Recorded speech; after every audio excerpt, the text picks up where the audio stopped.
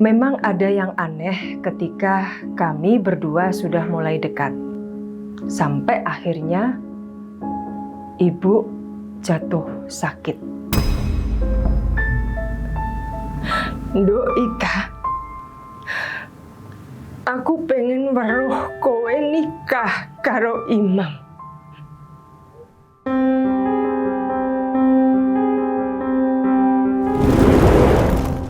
Assalamualaikum warahmatullahi wabarakatuh. Salam sehat dan sejahtera untuk kita semua.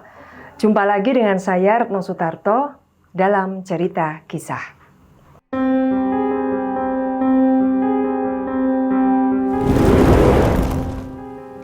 Seperti biasa, saya mengucapkan terima kasih yang sebesar-besarnya kepada teman-teman yang sudah mensupport channel YouTube ini dengan memberikan like, komen yang positif, serta subscribe-nya.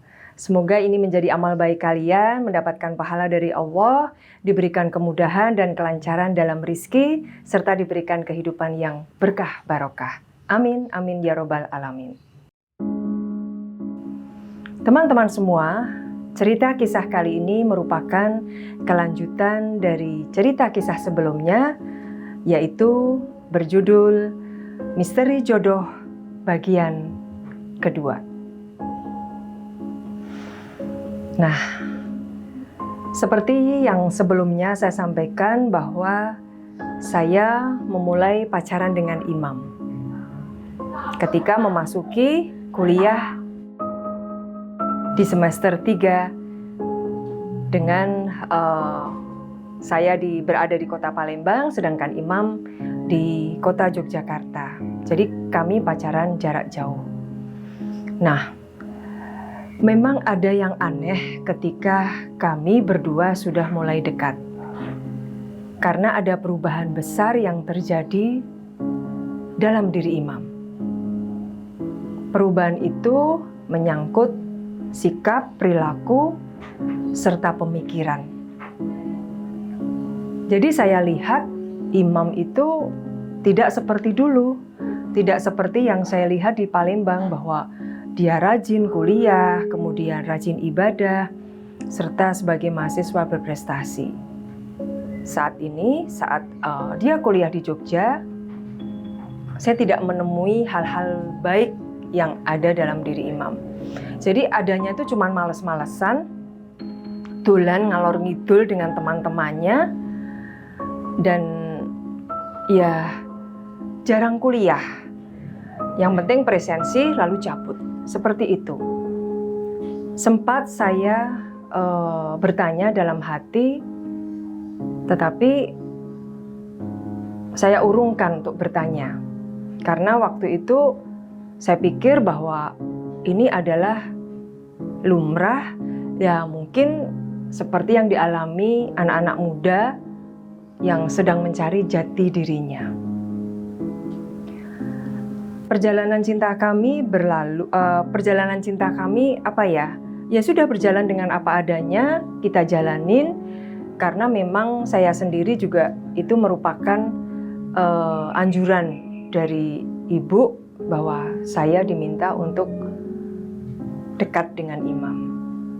Sampai akhirnya ibu jatuh sakit.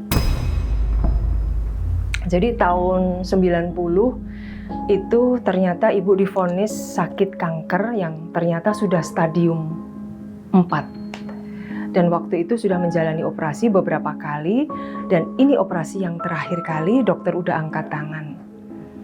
Dan akhirnya ibu dirawat di rumah Solo ya.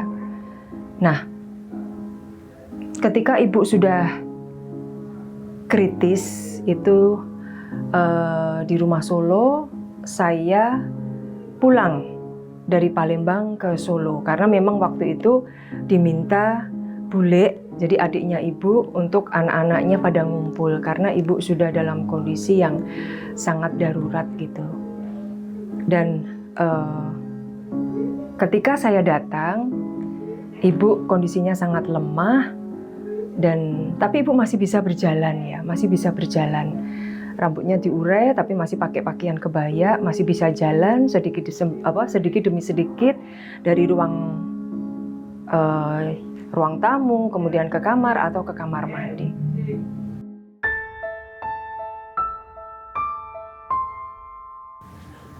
Ketika kami berdua di kamar,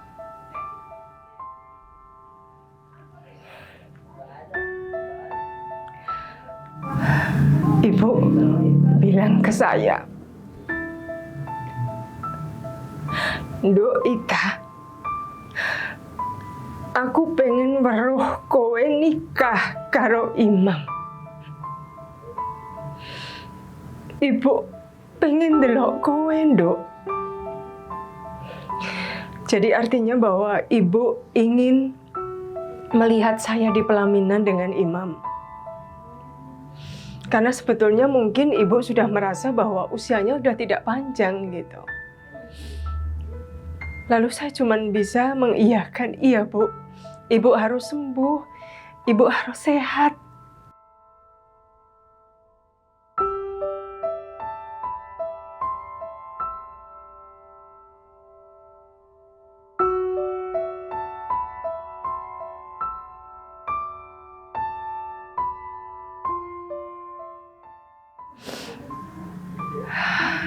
Setelah itu, 2 hari kemudian, ibu terjatuh di kamar mandi. Saya kaget ketika ibu sedang mandi, tiba-tiba saya mendengar bunyi bruk di kamar mandi. Saya langsung tanggap bahwa ibu pasti jatuh. Begitu pintu kamar mandi dibuka, ibu sudah tersungkur di kamar mandi. Lalu saya teriak, saya memanggil bapak untuk membantu ibu berdiri. Nah, dari situlah ibu akhirnya tidak bisa berjalan lagi. Ibu hanya di tempat tidur, makan, minum, dan apapun aktivitasnya di tempat tidur. Saya selalu ada di samping ibu, tidur di samping ibu.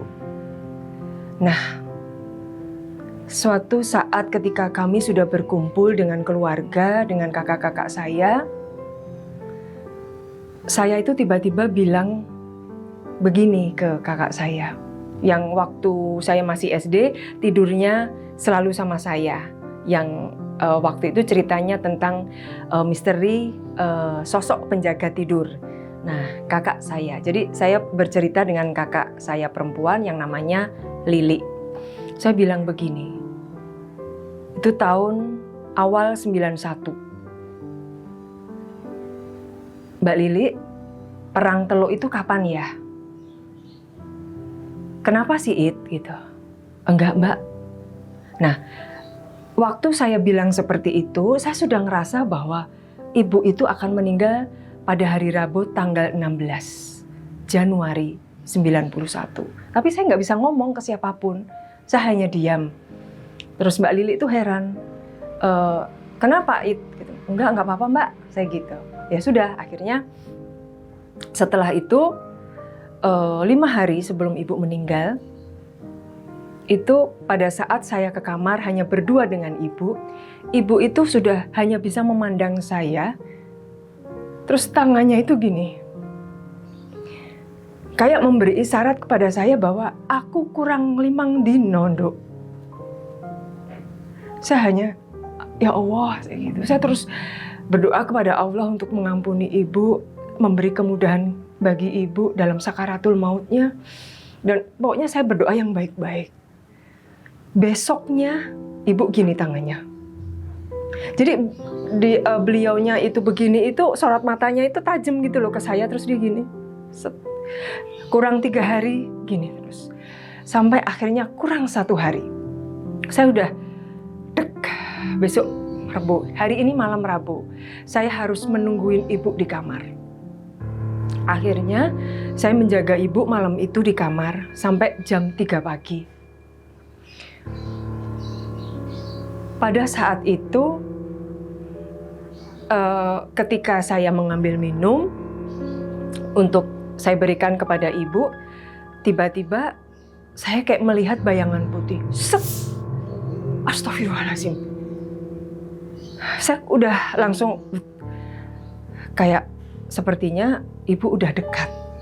Ini kayaknya udah malaikat sakaratul maut, ini udah malaikat Israel, saya waktu itu gitu ya. Tapi saya hanya diam, saya hanya bisa memendam cerita ini.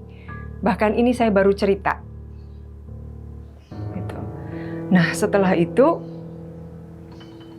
jam 3 pagi kakak laki-laki saya yang kuliah di Jogja datang, terus dia memeluk saya. It, gantian aku sing nunggu. It, gantian aku yang nunggu ibu. Oh iya mas, kayak gitu. Nah akhirnya gantian kakak saya yang jaga.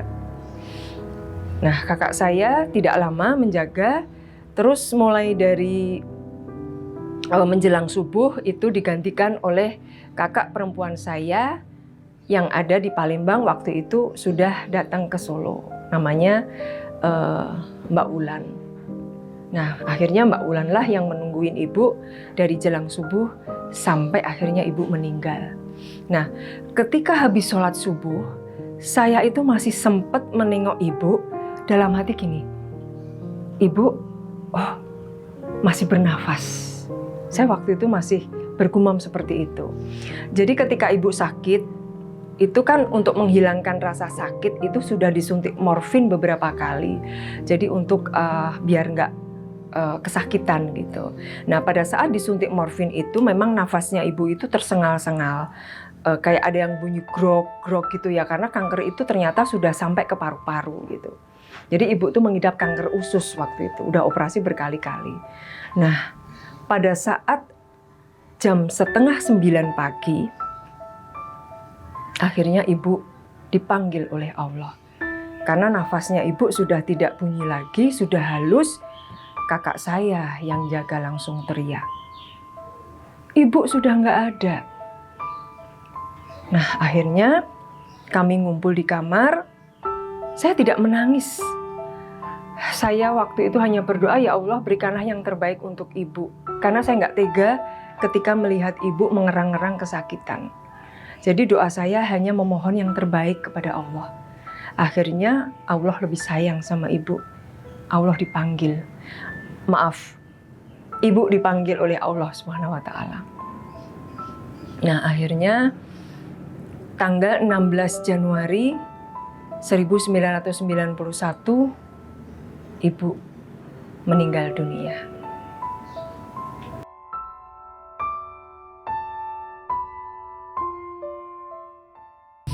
Setelah ibu meninggal, dan saya juga tinggal di Solo beberapa hari setelah itu sampai 7 hari. Saya kembali lagi ke kota Palembang untuk melanjutkan kuliah. Sedih rasanya karena memang ditinggal oleh ibu yang benar-benar saya rindukan setiap waktu. Karena setiap harinya aja saya sudah pisah sama ibu. Karena saya kuliah di Palembang, ibu di Solo. Nah, ketika sampai di Palembang, seperti biasa, saya jadi teringat ketika ibu selalu menunggui saya belajar di kamar. Ibu selalu berbaring di tempat tidur saya dan saya belajar. Sesekali ibu ketawa, bercanda, dan suka ngolokin gitu. Nah, malam itu ketika saya sudah lelah, saya tertidur.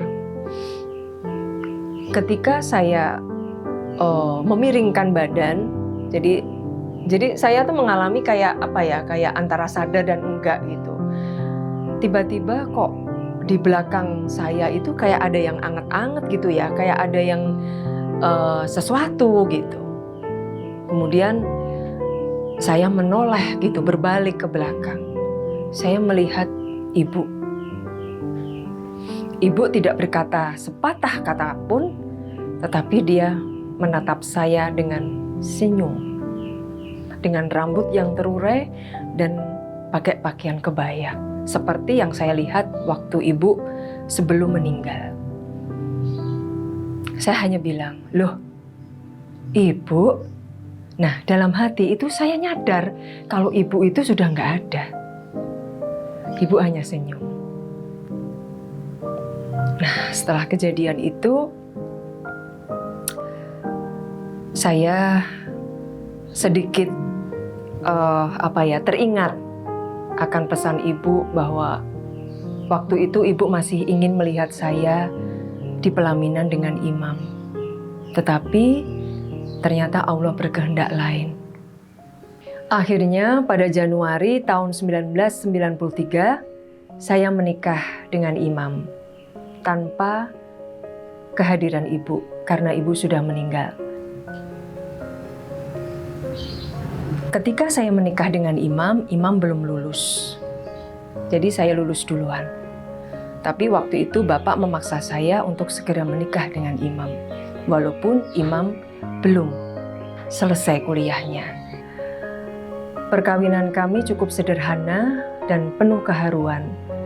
Waktu itu ibu diwakili oleh kakak perempuan saya yang nomor 2. Dan pernikahan kami tidak seperti pernikahan saudara-saudara kami sebelumnya yang selalu besar-besaran dan kelihatan mewah.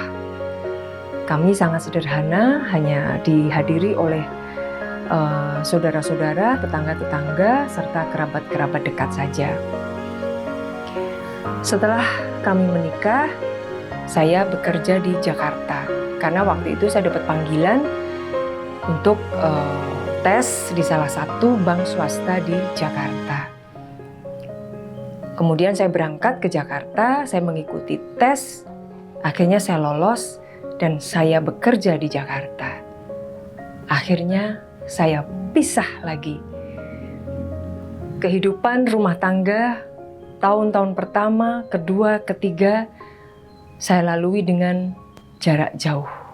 Saya di Jakarta, imam kuliah di Yogyakarta. Nah, teman-teman, kira-kira apa yang terjadi setelah saya menikah dengan imam? Apakah imam ada perubahan sikap dan perilaku yang mengarah kepada hal yang baik atau tidak? Nantikan kisah cerita selanjutnya. Baik teman-teman, terima kasih atas perhatiannya. Jangan lupa untuk dukung channel ini dengan memberikan like, komen yang positif, serta subscribe-nya agar saya bisa menyajikan cerita-cerita kisah yang menarik. Baik, demikian cerita misteri jodoh kali ini. Terima kasih sekali lagi atas perhatiannya. Assalamualaikum warahmatullahi wabarakatuh. Rahayu, rahayu, rahayu.